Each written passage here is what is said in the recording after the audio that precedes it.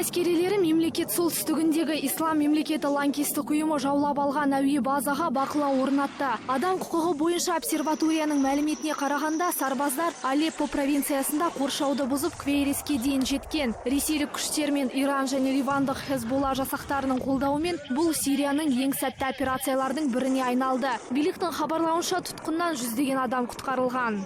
ақш билігі JP Morgan Chase атты қаржы ұйымына хакерлік шабуыл жасады деген 2 израильдік пен 1 американдық азаматты ұстады. Нью-Йорк федералдық соты Гэри Шалон, Зива Оренштейн және Джошуа Самуэльге қылмыстық келісіммен кибер алаяқтық жасады деген айып таққан. Тергеу ісі бойынша олар 2014 жылдың қазан айында компьютерлік жүйеге шабуыл жасап, 100 миллионға тарта клиенттің ақпаратын ұрлаған. Салдарынан бірнеше қаржы ұйымдары да зардап шекті. Ал Мексикада Калима жанартауы 2,5 мың метрге газ және күл атқылады. Салдарынан Халиско штатының бірнеше елді мекендерін түтін басып кеткен. Айта кетсек, Калима мемлекеттің оңтүстік батысында 4000 метрге жоқ биіктікте орналасқан. Бүгінгі таңда ол ең белсенді жанартаулардың бірі болып саналады. Бұған дейін ол бірнеше рет күл шашып, 100-деген жергілікті тұрғын эвакуацияланған еді.